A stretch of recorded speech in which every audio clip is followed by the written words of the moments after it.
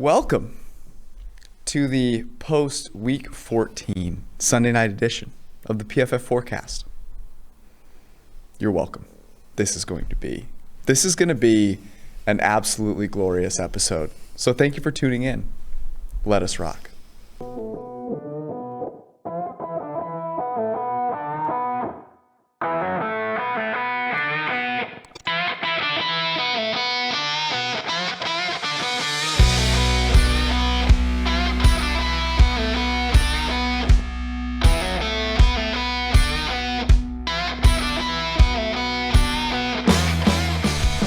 George, what did we get wrong last week? We got Houston. That was basically it. Houston was a tough one. I feel really bad for Deshaun Watson. If you watched any of the Houston game, you would notice Deshaun Watson repeatedly fighting for his life. And he actually came out on a play because he got absolutely speared in the stomach on a play. I mean, we had Denver. We had Drew Lock, a little spunk. We even talked about on the show last night. And then this morning we talked about how, Bridgewater against teams like that has kind of struggled, and that sort of came to fruition. We had Dallas -3. Yep. We had Arizona. We were going to make Arizona the lock of the week if that was open, but it wasn't, and then they opened it up. Giants. Dude, the Cardinals didn't even play well. No, they were terrible. I got roasted on Twitter the other day for being like, look, all this Joe Judge's Coach of the Year shit is going to go away when they're 5-10 in 2 weeks. Well, the Arizona played like dog shit today. And football team. They beat them by Resilient. 16 points. We had Indy. We had Philly, to your point. I was late to the – well, not late. Hold on. Let's keep rolling here. Well, I think you're getting to where – we need to get to. And then I emphatically said this on both shows last night and then this morning. Buffalo. What pray tell? Well, Buffalo. Might you be saying here? Well, Buffalo was the easy button today, and it was because the Steelers just can't. The Steelers aren't good. I brought something. Oh no. Brought a little something. Oh Jesus. He's gonna. Brought a little something because Casamigos? My good buddy George Clooney provided me with, Yeah, well. little something. Are we toasting the Chiefs now 95% to be the 1 seed or what? Just one drink in honor of Colin Cowherd. Just one tonight. It's late. But just want to toast. Cheers. Steelers fans. To all the people who called us idiots. To the people who said that if the Steelers went 16-0, they would be favored against the Chiefs in the AFC title game. Almost. To all the people who said when we responded, they're not going 16-0 with you guys are just a bunch of haters. To Bud Dupree, by the way, I hope the recovery's going well, by the way. I do actually. I actually do. Really I actually do. Recovery Look, is going well. But no, here's what I'd like to say. Steelers fans, good game. Valiant effort. Good try, good effort. Also, you lost Alex Smith. And now what I'd like to do is I'd like to power rank the AFC. Okay. While I sip on George Clooney's fine Reposado tequila. The Kansas City Chiefs are the best team in the AFC, bar none, by a mile. Yeah, but they lost to the Raiders. Oh, wait, every team has lost before this year. Oh, that's interesting. Funny. Losses happen. Losses happen. Oh, wow. I've forgotten. Wait a sec. They were down by 10 to Miami today. Did you know that? Oh. They were overrated for a minute. Wait a sec. But the Steelers were down to RG3 just like 10 days ago. The Chiefs are number one because it doesn't matter how many points they're down. They come back. Oh, really? Yeah, that's why they're number one. Does Mahomes have the glute strength to come back from double digits? He has much strength. Okay, number two. As was foretold. By? On the forecast. The Buffalo Bills are the second best team in the AFC. This drink goes to Josh Allen.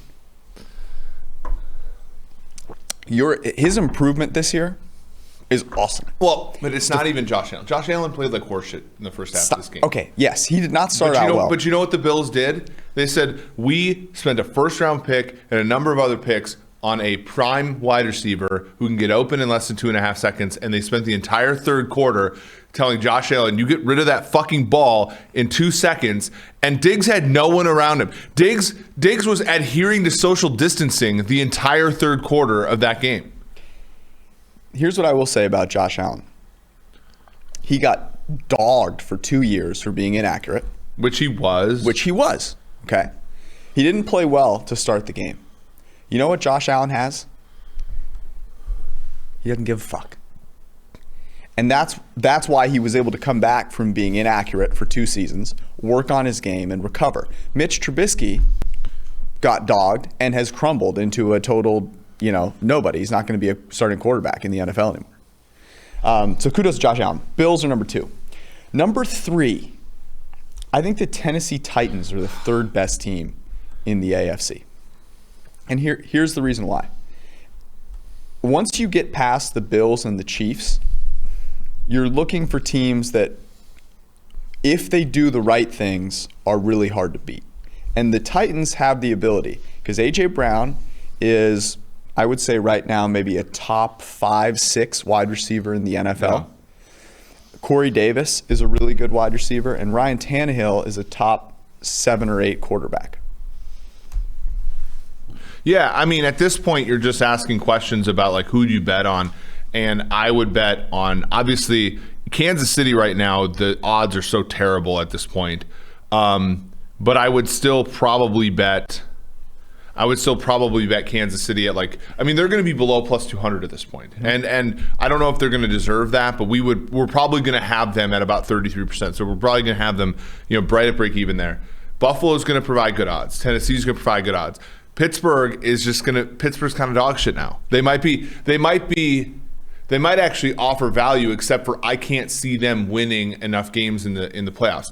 The last one that I'll think about, though, and they're a team that's not going to win their division. Mm-hmm. They're a team that a lot of people have written off, and I understand why. I would maybe put the Ravens in that position. The Ravens are the 4th best team in the AFC. Okay, well, they're not as good as the Titans, and the reason they're not at where the Titans are right now is because the Titans actually have put it together this year in games. The Ravens have not yet put it together, okay? They have not put it together. They have a chance to put it together against the Browns again. Mm-hmm. The Browns are, I will get to them here in a second. The Ravens certainly have the potential, absolutely. And they deserve the recognition of being put all the way in the top 5, despite the fact that they're currently out of the playoffs. The 5th best team in the AFC. This is tough. And I'm very curious who you will have here. I am going to go with the Cleveland Browns. Yeah, I actually am taking Cleveland tonight at +3. I think Cleveland's closer to Baltimore than people give it credit for, and here's why.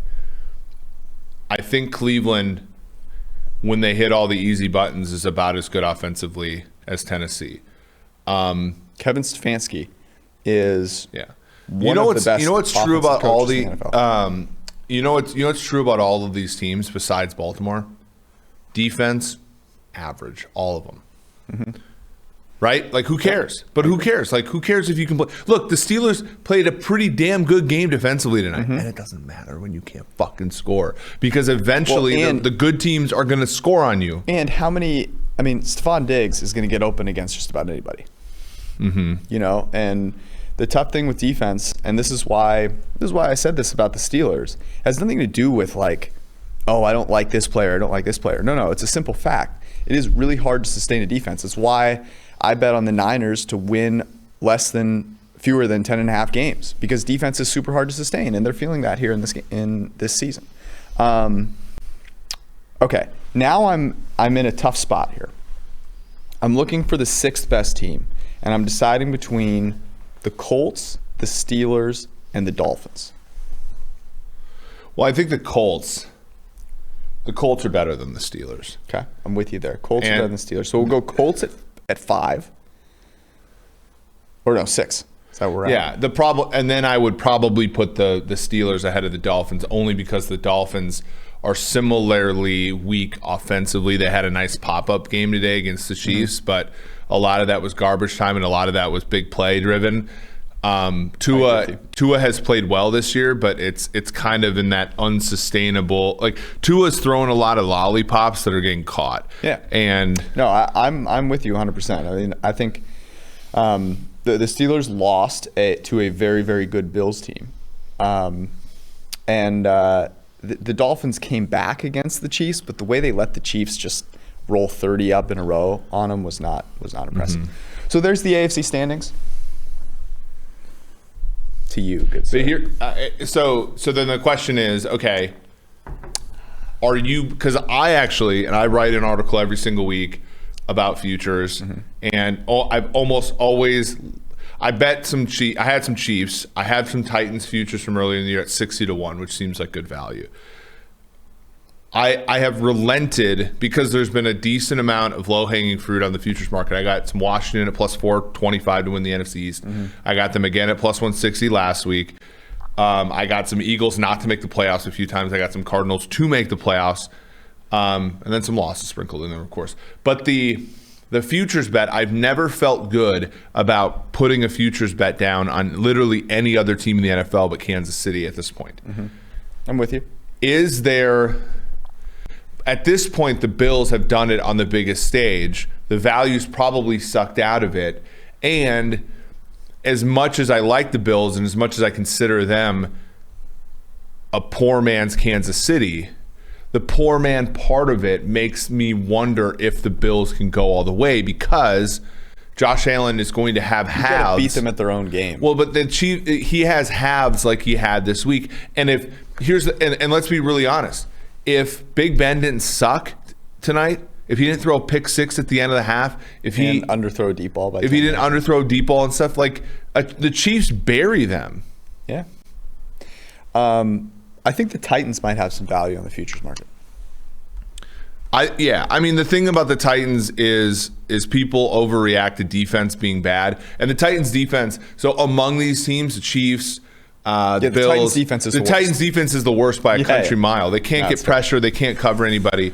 So my problem is okay, if I'm going to be taking among a group of good offenses with mediocre defenses at best, I'm going to take the best offense of the bunch, and that still is Kansas City by, I think, a sizable margin.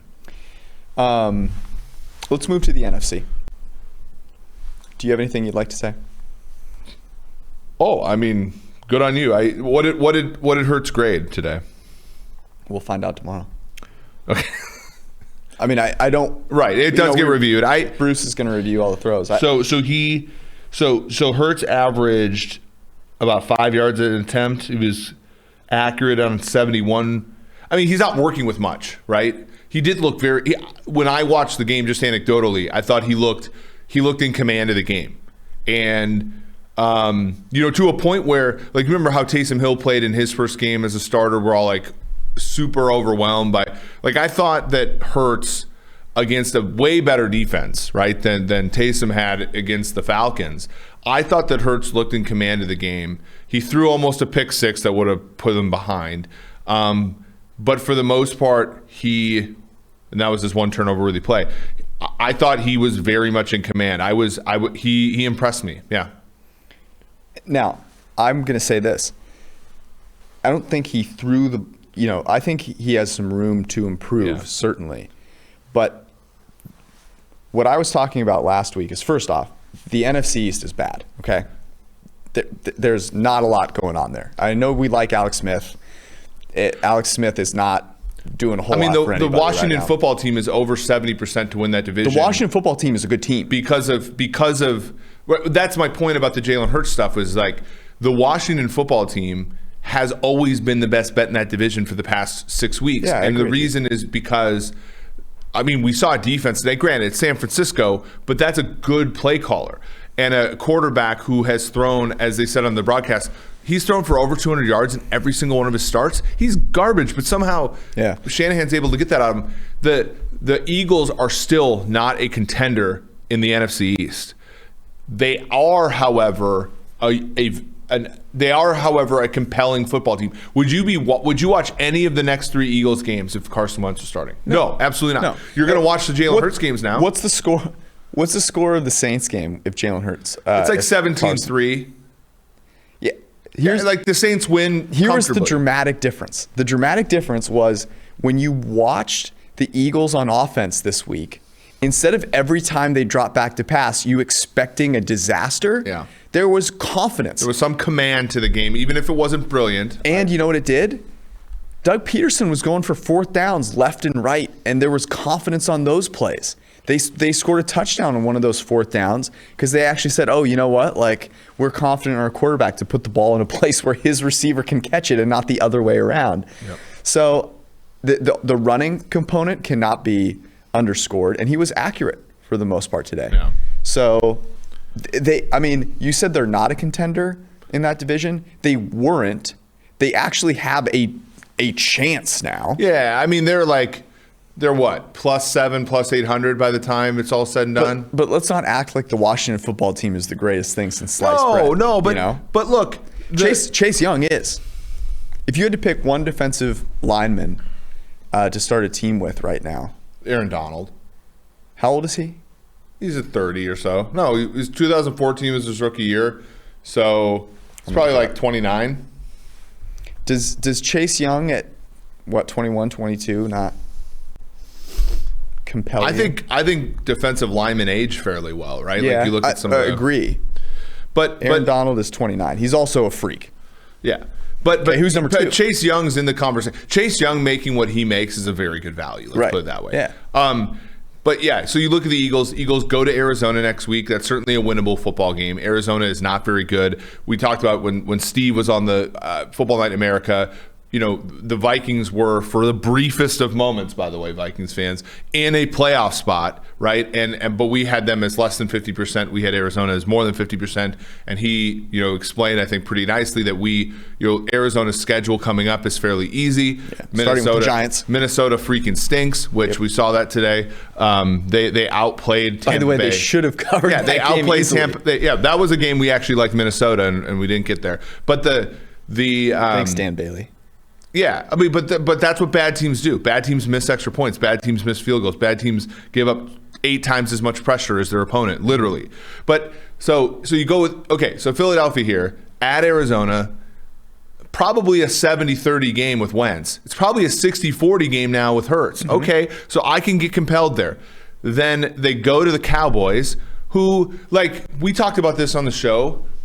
Dalton has not been great, but he has not been a disaster for about a month. Going to Minnesota to get a win. Their last 2 games where they didn't cover, but he played okay. And then today they played a professional football game against the Cincinnati Bengals. A non-professional football team and won. Covered the number. I don't think the Eagles are going to have a super easy opportunity in Dallas, and then they have Washington. No, but they're the favorite in that game. I don't know. What do you think of that? What do you? I would say the spread of that game is probably Dallas -2. I would make it a pick. Okay. And then the football team goes to the Eagles. Here's my thing about Washington, though. If Alex Smith is legitimately hurt and they have to play with Haskins is a disaster. He almost threw an interception to throw that game away today. He just... Can they put Chase Young at quarterback? I don't know. But so I would say this. I think it's interesting. Chase Young was an absolute man-child today. And I think if you're starting a team with a defensive lineman right now, you're picking between Aaron Donald, Myles Garrett, and Chase Young. Yeah. That's how good he has been and how talented he is. The interesting thing about the Washington football team is that they're so anemic offensively that they're never the strength of their team is always going to it's going to show itself in very close games, but you can still be the better team and lose really close games. They're never going to run away from anybody. And Jalen Hurts has an X factor that none of those other quarterbacks have, right? So if things are not working around either Alex Smith or Andy Dalton, you have no chance in that game, right? Jalen Hurts can have a bad game. The rest of it, his offensive line can be a disaster. You still got a chance because he has that athleticism and the ability to run the ball. Right. The Eagles are now actually a team that I would watch on television for something other than the comedic relief. Yeah. Kudos to Jalen Hurts, a real quarterback in Philadelphia. That second-round pick looks like it might have been a shrewd move. Yeah. People who are ranting and raving about it. Okay. Are there any other storylines that we need? Yes, I need to ask you this. Did anything about what Mahomes did today worry you? No. Dolphins are a good defense. Threw 3 interceptions. Yeah, but no. I thought they made big plays, which was something that was lacking in their offense for a few weeks. They converted in the red zone fairly well. The interceptions were somewhat fluky. Interceptions took a 30-yard sack. Yeah, I mean, no. I also thought the defense played a lot better than normal. Like they got it. They made. Was that Kansas City's defense, or was that just? I'm not sure Tua's ready for the bright lights quite yet.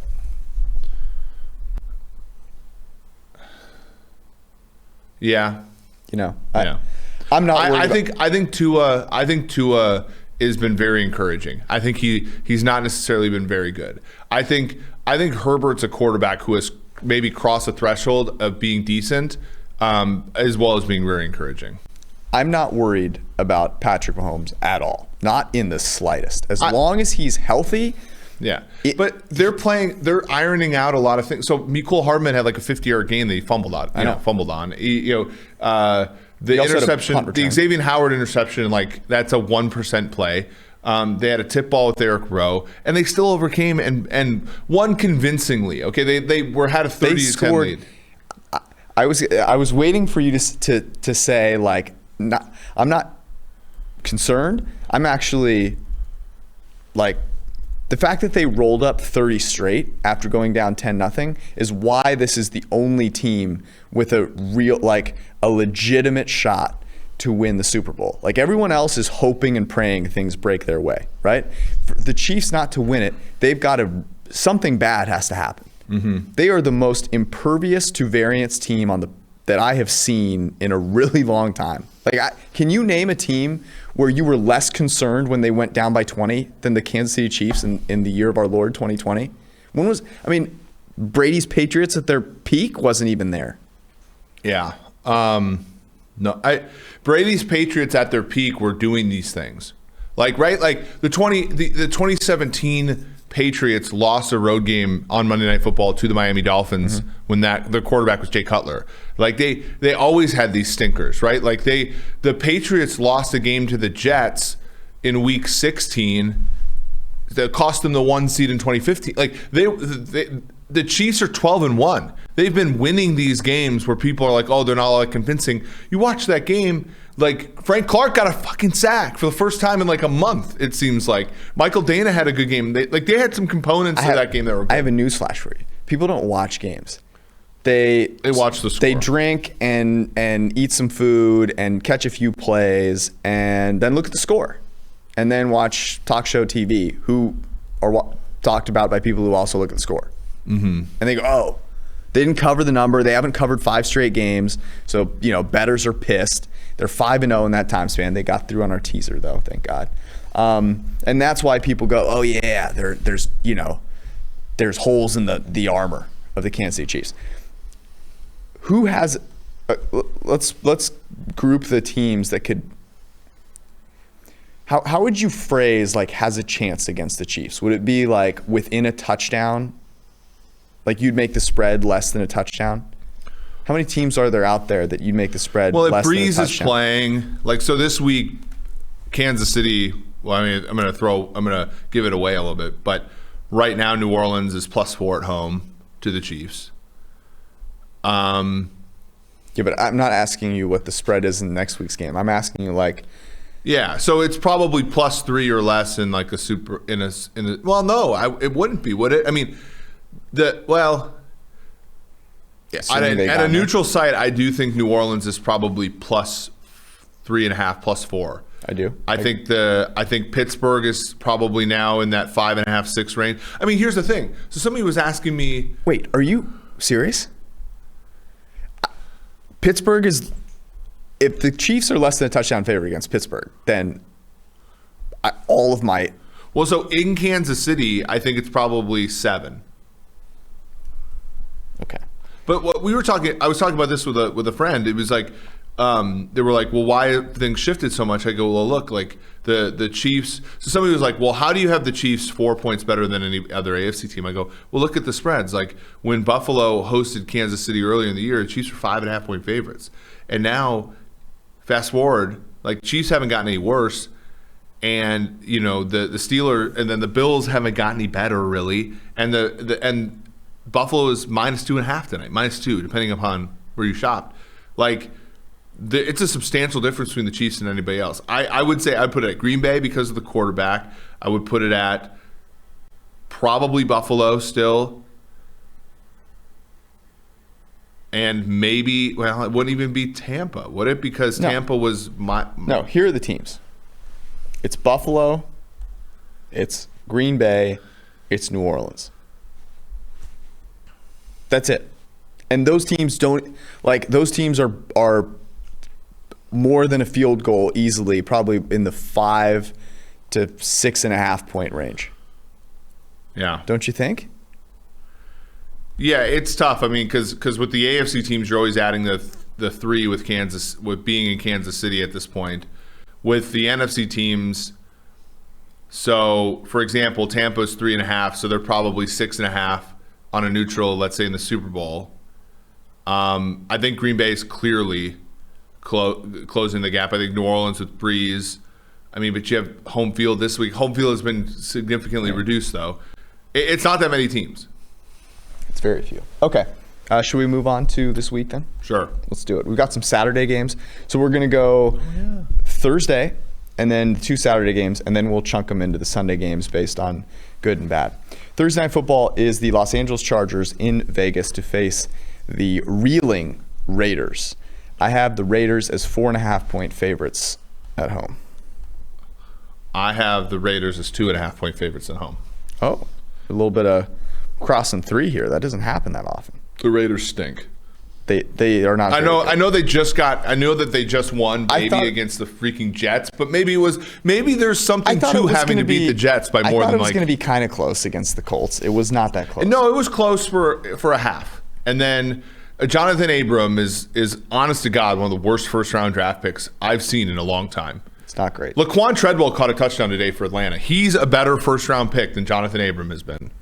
Wow, that is a bold take right there. I saw 3. What is it? BetOnline.ag here. I'm gonna hold on. It is 3. There it is. So we split that one, I guess. Or maybe you're closer. Would you say 2.5? 2.5. Yeah. I mean, obviously guessing this before, I thought I'd be more inspired by what the Raiders did against the Colts. Dude, the Raiders and stink. I am less. Everybody, all the Derek Carr, is he the quarterback there next year? He has to be, right? Mariota was dressed today. They didn't play him though. I mean, so I was dressed. I don't think Carr's the problem. The problem is that they literally are. The problem is that John Gruden can spin up a pretty decent offensive game every once in a while, and everything else falls apart around them. They can't win enough games to be like. They can't win enough games to be consistently contending. Honestly, I'm pissed that I have under 7.5 of them because they're going to get over that, and it's going to be because they randomly won some stupid game against LA, randomly won the stupid game against the Jets. Like, they're fundamentally not a good team. Buffalo in Denver on Saturday. This is the earlier Saturday game. I have the Broncos. Why don't you go first? I have the Broncos getting 4.5 at home. Wow. Okay. I had the Broncos getting 7. Do you see it up? I don't see it because we just got finished with this game here. What was it before the kickoff tonight? Before kick, it was 4. I'm way off here. Obviously, I like the Bills. But Denver has the one remaining home field advantage, really, which is the altitude. Mm-hmm. People overrate defense on the betting markets, and Buffalo's not that great of a defense. And I did think Denver would be okay today. Like, they haven't been a complete nightmare when Drew Lock keeps the freaking bus on the track. Yeah. So, yeah, I still kind of like. I mean, no, I'd lay it with Buffalo. Yeah, like the tough thing is the Bills coming off such a huge victory. There's also that. Scares me a little bit. Well, what does Buffalo really have to play for at this point? They're 2 ahead of Miami and Miami's not favored in any of their games moving forward. Well, they might be now. And this is the classic Drew Lock finish strong part of the season. Yeah, so Miami, we had them prior to this week not favored in any of their games, but there's a chance that they're going to be favorites against New England this week. But Miami has a far tougher road. Buffalo doesn't really have a ton to play for. The reason that tonight's game had so much leverage for the 1 seed is that Kansas City has a win against Buffalo early in the season. So if Buffalo were to ever challenge for that 13-3 and Kansas City would fall off, the Chiefs basically have to lose out and the Bills have to win out for them to get the 1 seed, and that's just not likely, So, and Buffalo's basically got the AFC East sewn up, and maybe now they can vie for the 2 seed, which might be meaningful. Yep, I think it's hard for them, but less so than it was previous years, right? The 2 seed means less than it was. I think it's hard for them to get super juiced for this game. The Saturday night game is Carolina at Green Bay. I have Green Bay 8 points better. So see, Carolina. This is where you're sharper than me. I have Green Bay minus 11.5, and the betting market is minus 8.5. I think you at least have to tease Green Bay down to 2.5 here. I agree. I like Green Bay as a teaser quite a bit. All right, I'm going to write that down here. I mean, Aaron Rodgers dude, he's awesome. Well, but here's the thing. They didn't cover this week. I know. Our teaser of Kansas City Green Bay was perfect because neither team covered the original, but they covered the tease. The defense for the Packers leaves a lot to be desired, and I think that is, that puts them on the same plane as Kansas City. Obviously what I think Kansas City does better is they have a lot more weapons on offense. The Green Bay has one really super good weapon, whereas Kansas City has probably 2 or 3. Carolina played without DJ Moore today. That was, he's really good. But for them to keep up with Green Bay, I don't know, man. Carolina's not going to do anything to Green Bay that's going to keep Aaron Rodgers from continuing the revenge tour. And because Mahomes threw 3 interceptions today, whether we agree with it or not, that is going to be seen by people as the door opening for Aaron Rodgers, the MVP train, and they're going to press that down hard in Green Bay. Okay. Moving to Sunday. I think, by the way, I think Rodgers has a case to be the MVP at this point. 100%. Yeah. I don't know if he wins it over Mahomes or if he should, but I think he certainly has a case. Absolutely. It's those two. Deion Sanders tweeted out today that the MVP of the NFL is Derrick Henry. So there's that. Take that for what it's worth. Yeah. I have 4 really good games on Sunday. I don't think I missed any. Yeah. Okay. First one. Just because Deion wouldn't have wanted to tackle the guy when he played doesn't mean he's the MVP. Deion would have totally made some business decisions. Let's just put it that way. Deion creates great content. Seattle at Washington. I have Washington as a 6-point underdog. I have 6.5. It's 4.5. Holy shit. What do you make of that? I think people think Seattle sucks. And by the way, what do we know about Alex Smith? That's what I was wondering. How is there even a lineup? That didn't look good today, did it? I heard, the word was it's not serious. So they literally put we were doing this stuff. They put him on ice. Yeah, we were doing the probabilities for Kanaki, and it's that game mattered a lot. And you had fucking Dwayne Haskins out there throwing just YOLO passes out there. I think this number is off. You want to lay it with Seattle? With Seattle.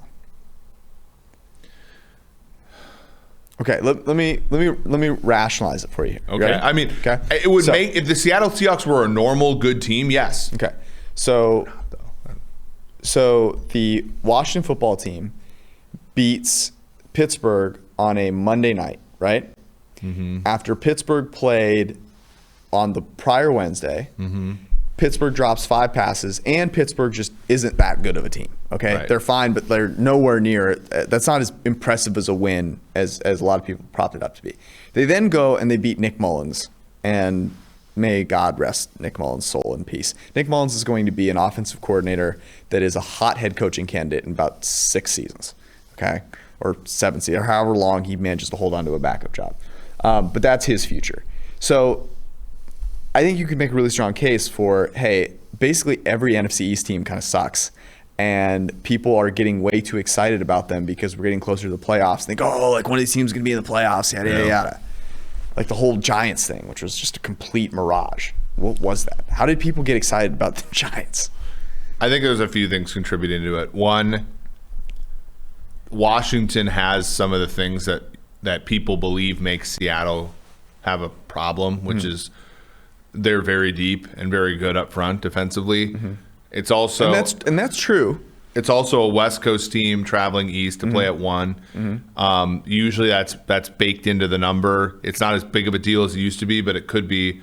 I think the other thing is that the total is 43.5 because, like, look, It's gonna be cold. The football team has played basically pretty good defenses over the last bit here. Pittsburgh, as flawed as they are as a team, pretty good defense. Yep. The Niners, as flawed as they are as a team, pretty good defense. Yeah. Seattle is categorically not this. They didn't give up much to the Jets in terms of points, but they gave up a lot of field goal opportunities. They gave up a lot of yards. And if Alex Smith is healthy, he also doesn't make mistakes the way, like, Dude, if Dwayne Haskins is playing, I'm sorry. I mean, it's. I'm selling off all my Washington football team shares. I would be watching Twitter very carefully to if you pick up anything that seems like Dwayne Haskins is going to play, I would go bet this game immediately. It's also the Quentin Dunbar revenge game. Oh yes. So there's that. I figured it would be a Ronald Darby revenge game because the guy's played for like every team in the league, but it actually isn't. It doesn't check out. It's not. Okay, and that's one that's interesting. I don't think we can bet it, though, because we just don't have enough information. The quarterback matters. Okay. Philly, Arizona. Where'd you have this one at? Ooh. I had Arizona -3.5. Okay, I had Arizona -3. It is -5.5. Whoa. What did we both tell each other today at about 1:45? 145. Arizona's garbage. Arizona sucks. Yeah. Arizona really struggled to beat Arizona was the lock of the week if we could have had a line on Wednesday. And that was because the Giants are not a good football team, and people were losing their minds because Colt McCoy beat the Seahawks. And it turns out Colt McCoy wasn't playing that game. Daniel Jones was. He was clearly still hindered by the injury. That was a big deal for him. But Arizona, man, like, without Kyler Murray being 100%, they lose so much of that offense. His ability to run the football and be the most athletic player on the field it's a cheat code. It is. It's not hyperbole. And without that, they're in a real deficit. Yeah, I mean they did start to come around a little bit at the end of the game. Like They Hopkins, moved the ball fine. Yeah, Hopkins made some plays. But you know where his running, not his ability to run helps them so much in the red zone. It does. They're also Kenyon Drake is just butt, and they give him a lot of carries. If this gets to 6, I do like Philly. I'm here for it. I'm here for Jalen Hurts once again. Yeah. In Jalen Hurts, I stand. I mean, you're coming over to my side, buddy. I'm welcoming you with open arms to the Jalen Hurts train. We're on it. It's me. It's you. Brett is on board. Yeah. We've got Darius Butler there. No, it's cool to see it. It's cool to see it doing very well. far away from Michael Salfino or Stupino. I don't know what the hell's the fucking name is. Yeah. It's a loser. Gotta kind of take that L, don't you? Okay. All right, what's the next game? The next game is, we'll do the Sunday night game first. I can't believe this. The game sucks. I can't believe they went to this game. This tells you the power of the New York markets. We're betting this game. The power of the New York markets. I wish the Giants had shown up against the Cardinals. I wish. This game could be meaningless. Oh yeah, absolutely. If Washington beats Seattle, this game is like kind of. If Washington wins, this game is pointless. I have the Giants as a 6-point underdog. Yeah, I'm at 6.5. The actual thing is 3.5. So Cleveland minus 3.5 is a bet. Oh my God, really? Gloria, hi. Wow. Where did you find this? Is this like BetOnline.ag? Currently? Yes. They watched the Giants today and said, yes, that's what the line should be. Can you imagine? Okay, it could be a Colt McCoy revenge game. That's the one angle we haven't seen. The Young Wei Koo revenge game, by the way, didn't work. Didn't work out. You could have seen that. But Daniel Jones, dude, can you imagine Daniel Jones trying to run away from Myles Garrett? I mean, for fuck's sake, that's. Can I tell you the perfect scenario here? Cleveland comes out against Baltimore. Baltimore figures it out. They beat Cleveland. Okay? Oh, they're not letting me bet this. Then it comes down. People talk themselves into the Giants. Cleveland is an even shorter favorite on the road. Can you imagine? I still want to lay the 3.5. It's available some places. I would lay the 3.5, but can you imagine if it got to 3, 2.5 even? Oh my goodness!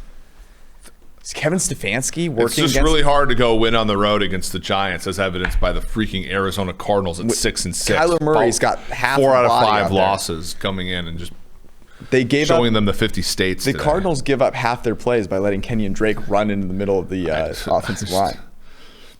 Okay, that's fantastic. The game that should be on Sunday night, one of the best games of the season. I am assuming that Drew Brees is back for this game. The line is being hung up there as I would imagine as if Brees is back. Yeah, it has to be. Okay, so would you? I'm sure you assumed Brees is back. What did you guess? 3.5. That's what I guessed. It's 4, and it's trending upward. And that makes sense. That makes perfect sense. I mean, look, Brees coming back from the ribs is not going to be in a really good spot.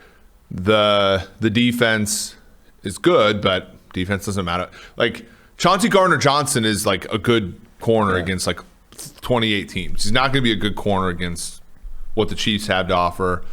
I'm excited for this game. I'm excited for just to watch it. I don't think I can bet it right now though. Yeah, I can't either. In large part because with Kansas City, I'm never worried they're going to win. Like I'm never worried they're going to lose, but they just do so many things where, they'll have to end up coming from behind and winning late. And the Saints, the Taysom Hill experiment was fun, but it's over now. Let's get back to playing real football. And they desperately need to win this game because getting home field matters for them, playing indoors. Yep. So, the Saints. Because if you go to the Saints and you go, hey, what's the difference between you guys playing in the freezing cold in Green Bay versus playing at home in the Superdome? Like, fans, regardless, doesn't matter. That's a huge difference for them and Drew Brees. So this game is massive because they blew it today. If they beat losing to the Eagles really screwed them for the 1 seed, and so they've got to do everything they can to. They're probably still screwed, but this would be a big one for them. Yeah, well, and so the Saints are big time fans? They're big time Titans fans. That's really the one game Green Bay has the chance to lose, right? And that'll be a good game. Yeah. Okay.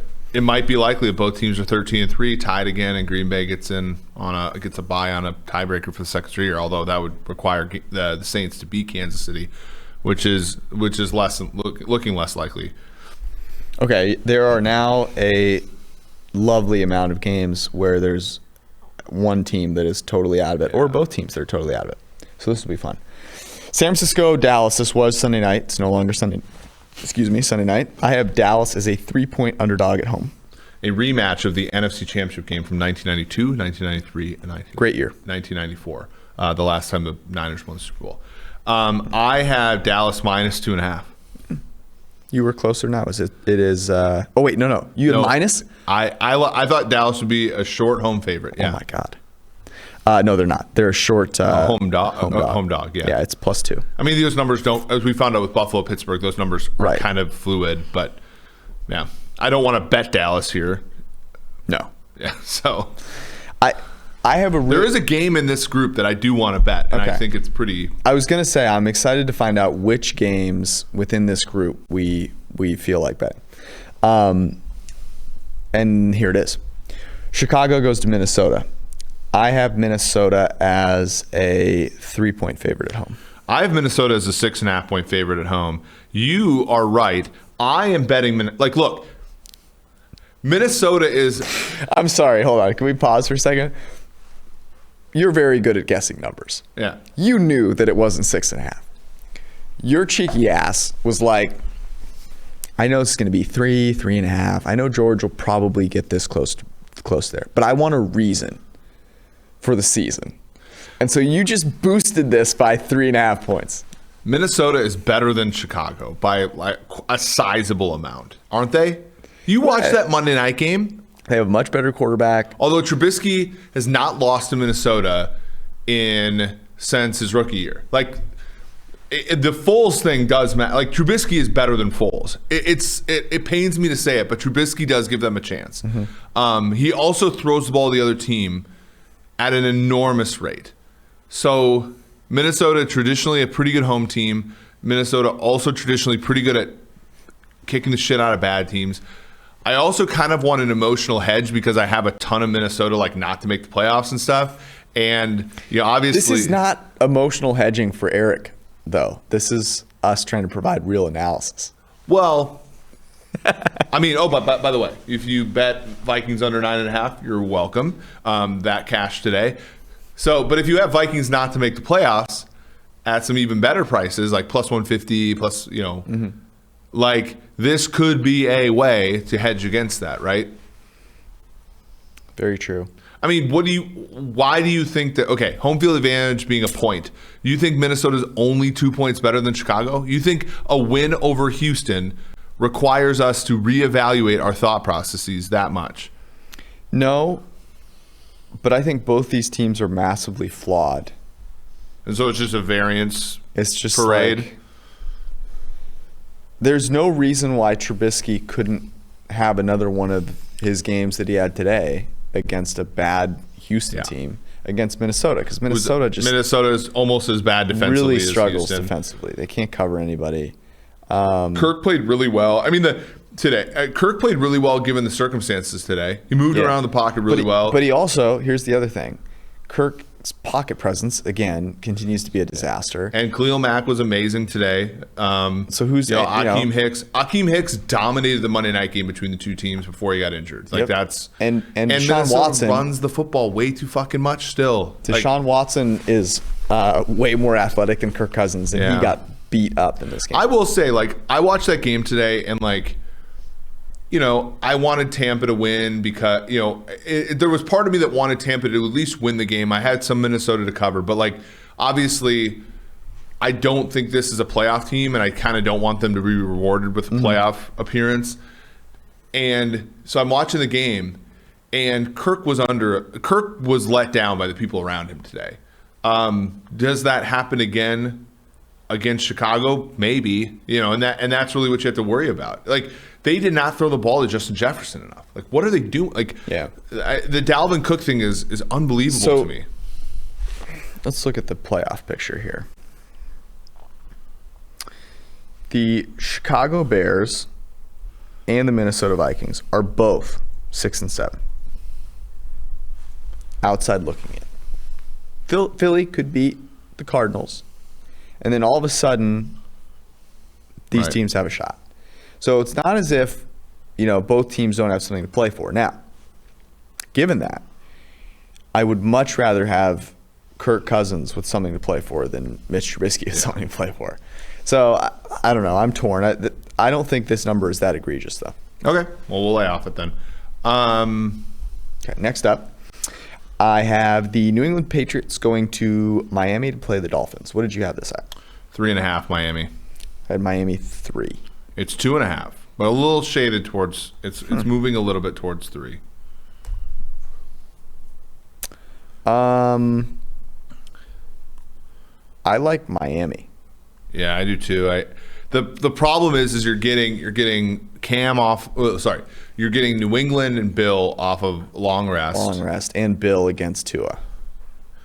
But right, and we had that against Herbert just a week ago, and they shut his ass. What about the number of times that in this game they will mention Bill Belichick's record against former assistants and how that's dominating? New England has like nothing to play for. I want to see like sort of is Gesicki really injured? Mm-hmm. Parker hasn't been as effective without, with Tua in the lineup. Ready for a little conspiracy? Uh-oh. I think Bill is secretly really happy to see Brian Flores having success. Because he's tired of hearing about how all the people that work for him suck. All right. Let's put Miami minus 2.5. And he gets it. They don't have anything to play for. They've got no shot to make the playoffs here. Okay. I don't know. I'm not saying he lays down. I'm just saying yeah, I can see it. Let's do it. So Miami minus 2.5. Next up, Jacksonville in Baltimore. I had Baltimore minus 10.5. I had 14.5. It's 13.5. Trending towards 14. Wow. Yeah, that's probably fair, to be honest. Yeah, I'm not taking Jacksonville. Jacksonville, they are competitive for a few games, and they have a game like today. That's why guessing this before today's game, I was like, they could be a little spunky. Yeah. And no, not at all. That was not the case by any stretch. I am very interested to see how Baltimore looks tomorrow. This is one of the more interesting Monday night games, right? The first game of the season, Baltimore comes out and just dump trucks Baker Mayfield and the Cleveland Browns. And basically for Baltimore to make the playoffs, they need to win this game. This is a huge game for them. If they lose this game, they've got to get lucky, right? If they win this game, they can really control their own destiny. So it's a huge one for them. And then you figure if they get on a roll, that's what Baltimore does best, right? And when they're up big, they can kind of dominate teams. I don't know if they still have that in them like they did last year, but Jacksonville is that bad. All right, Tampa Bay, Atlanta. In Atlanta, what'd you have this at? I had it at 4.5. Atlanta plus 4.5. Mm-hmm. Okay, I have Atlanta plus 7. It's plus 4. Whoa. Do we think Tampa? I actually like Tampa in this game. I love Tampa in this game. Tampa in a dome. Brady they can't rush the passer that well. Brady loves playing the Falcons. Brady graded really well today. Played well. All right, let's put Tampa minus 4 in there. Come on, minus 4? The Falcons got to play Anthony Lynn and the poor Chargers, who have no idea what they're doing. It's like they learned the rules of football yesterday. Right. Yep. Wow, that's ridiculous. This is the get-right spot for Tampa Bay. Yeah. Detroit, Tennessee in Nashville. I have it Tennessee minus 7.5. I have Tennessee minus 7. It is... Oh, Stafford's hurt. So there's no line. Oh, that's right. Stafford, they put Chase Daniel. If Stafford Chase Daniel got them through the back door at the end of the game. If Stafford can't play, this is what, 10.5? Oh, yeah, 11.5. Well, the problem is Tennessee's kind of bad defensively. Yeah, and it's like Chase Daniel's a mediocre. Yeah, he's a good backup. It's like Nick Mullins in 10 years. Derrick Henry MVP. A.J. Brown, dude. A.J. Brown is insane. It's Terrell Owens. He's so good. He's Terrell Owens. Yeah. And who would you make DK then? They're both kind of similar. Kind of T.O. yeah. The DK has better hands than both of them. DK drops passes though. Yeah, he doesn't drop passes. That kind of makes him T.O. That's T.O.'s a body catcher, right? Yeah. But they're both T.O. Then let's go with that. Because A.J. Brown doesn't have great hands either. He's a body catcher, but he's open all the time. He dropped some easy ones. I mean, the one-hander today was incredible. Yeah, but he's most. But if you had to choose between the two of them, who would you take? A.J. Brown. Man, I'm biased towards A.J. Brown because I said A.J. Brown would be better pre-draft. A.J. Brown wore a Julio Jones jersey today, and then went on to score a touchdown. Which both of them have great swag, though. Yeah, man, it's hard. It's like picking your favorite kid. You can't do it. Oh man, this is. But if you're listening, Maddie and Chloe, this is one of the toughest questions. I don't know who I would choose because DK has been a little better this year, I think. But I'm not even sure that's true anymore because of what A.J. Brown has done recently. Right. I will take DK because I think DK has more diversity in where he can win. I think he's a little bit better down the football field. And that was one of the toughest things I've ever had to choose. I would take both. Yeah, it's like picking like Ole Miss. All right. Houston, Indy. It's in Indianapolis. Houston now officially eliminated from the playoffs. That was one of the best tweets I saw. Fox tweeted out, Houston has been eliminated from the playoffs, and the photo was of DeAndre Hopkins. Nice. I have Indy as a 4.5. Hopkins better cool it because his team might get caught from behind by a bunch of dog shit teams in the NFC, by the way. Right. They're still better than the Texans. I had Indy as a 4.5 point favorite. You're going to be short here. Yep. I had Indy as a 6.5 point favorite. It's 7, which I kind of understand. I mean, look, Indy now. Xavier Rhodes got hurt today. I don't. I'm sorry. I don't. Deshaun Watson is dramatically better than Phillip Rivers. Phillip Rivers in a dome against a dog shit defense has been fairly good this year. Today he was brilliant, I thought. Yeah, wasn't he? I mean, how much worse is Las Vegas's defense versus Houston? And the weapons for but it's Watson, a division. I know they just played 2 weeks ago. Like it's not. And was Rivers really that good today? They played 2 weeks ago, and he was the third highest grade quarterback in the league. And if Deshaun Watson doesn't fumble a ball on the goal line, basically, they might win that game. Rivers had 4 big time throws, which led the NFL this week. Yeah, he was great. He had, but like I would say, look, on that side of the ball, you don't have to be that worried about the Indianapolis Colts putting up their end of the bargain. In which case, you're praying that the rest of the Houston team shows up to play, which has been a coin flip this year. Deshaun Watson is getting 7 points. All you had to do is pick the winner today against the Bears. Yeah, but the Bears got Khalil Mack loose a couple of times. They dominated up front. Do you think DeForest Buckner's not going to be able to fuck around with that offensive line the way that Justin Houston? Oh, Justin Houston, come on. Justin Houston. 7 points? The better quarterback getting 7 points? I think that there's less to play for in Houston than people believe. Justin Houston has 7.5 sacks this year, by the way. 11 last year. Unbelievable. Your lack of dedication to Deshaun Watson is discouraging. I'm perfectly dedicated. I'm just saying that I think the Colts are a little bit better. Like we just talked about the Colts is a top 6 team in the conference? Yeah. Congrats. Jets, Rams, God help us all. I said 16.5. I said 16. We were both, I think, pretty on here at 16.5. Mm-hmm. There you go.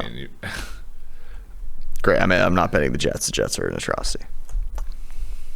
Yeah, they had a streak there. Darnold is brutes, by the way. Let's just have a kicker that's just let's do a little question here. On the take. Carson Wentz, where is he next year? Actually, let me phrase it differently. You're the GM of a team that needs a quarterback. Where does Carson Wentz being your quarterback fall on your list of options for next season? Nowhere. It does not. Yes, that is the correct answer. Is Carson Wentz as my quarterback is not something I'm writing down on my list. Here's where the case. So I don't know the specifics. We'd have to ask Brad, or you have to have Jason on from Over the Cap or something. But the right answer is the Osweiler thing, which is if you can find out how to do it. Yeah, if Philly wants to give me a first round pick, I will at least consider it. Remember he got cut by the Browns? If you if I drafted a rookie quarterback in the first round, I would consider another team giving me like a pick in the 40s or 50s to take on part of Wentz's contract if I was a long-term, like the Browns at the time could not spend up to the salary cap. That's going to be a far less frequent situation this year because the salary cap might be south of $200 million, in which case a lot of veterans are going to be cut and a lot of teams with cap space are going to get really good deals on veteran players. Yeah. So there's going to be a lot less in the way of like, oh my God, we have $100 million cap space, we have nothing to spend it on. There isn't a team like that this year because the teams that really, really suck are going to get quarterbacks. But even getting a quarterback in round one, I feel like taking on unless you up the stake, like so for you look at some of these young quarterbacks. The year that the Eagles went all in with Wentz was year 2. The year that the Bills went all in with Allen was year 2, and then more. They pushed more chips into the middle of year 3. Mahomes was year 2 with Sammy Watkins and with the McCole Hardman and stuff like that. Year 1 is sort of like year 1 is kind of that rebuilding that first year. Like there could be a team that might say, okay, I want to have Wentz around as a guy to eat up some salary cap space because we can't spend as much as we'd like to, and he can play in case my young quarterback is a complete disaster. That almost never is the case. I mean, Alex Smith was one. Who else is? Tua was supposed to be that way, but they played him. So right. are you saying that you wouldn't even consider him a starter? I would not consider Carson Wentz a quarterback that is a long-term starter for my team. I would consider him as part of a situation to better the future of your franchise. Yeah, but it's hard because he's not I can't remember what Osweiler was like. But basically what the Browns did was take a second-round pick off of Houston and take his contract because they could not spend enough money at the time. The cap being lower, the hard part is the Eagles are underwater in the cap right now. The Wentz thing might be just like the Eagles might have to give a first-round pick for that thing to happen. To get rid of him. Yeah. The only place that I can see him going is Indy. Because of Reich. But yeah, and Indy's very good with cap. The only real big spend they've made over the past few years is Buckner, right? And then Rivers, but Rivers is a low, most of their players are homegrown or cheap veterans, like Justin Houston and Xavier Rhodes and those kind of guys are. That's the only place I can see it, but I don't even know if Reich would want to do that. Well, what would you... So if you're Indy, the people thought that Indy were going to draft Jordan Love at like 13 or 14, right? And instead they used that pick to get Buckner. If they're not going to have a pick in that similar area this year, but let's say they're in like the mid 20s. Do you think that they go with Trey Lance? Brock Purdy? No, you know why? Because Carson Wentz is so fragile. Like if they brought Carson's Wentz in, got to know, man. He's got to know. Dude, this is bullshit. He has to know at this point. Like, you're not an NFL starter. Do you have a single sign that he gets it? Because I don't have one. From the way that he dresses to the way that he plays, it is an absolute... But then what's the point? I don't know. Is the point just to, like, get you through... Because here's the thing with the Colts. Like, what was the point of Rivers? The point of Rivers was to compete for a Super Bowl. Mm-hmm. You're in second place in your own division. Right.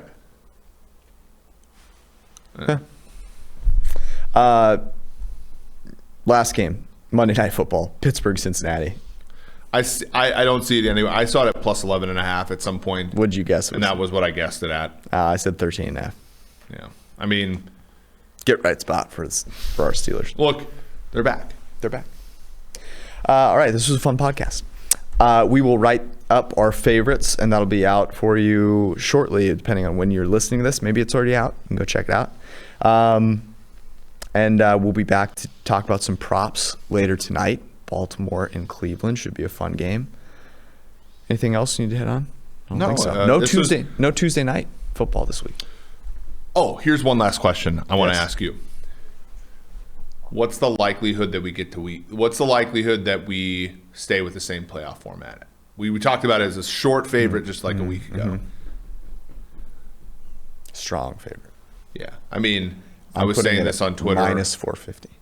I was saying this on Twitter. Our friend Ethan Douglas, formerly Arrowhead Analytics, but he was saying, the Chiefs could lose the bye and I was like, we've both said this. Like, the NFL has had 2 really bad scares this year, and they were probably 5-6 weeks apart, and they eventually swept all of them under the rug and got through.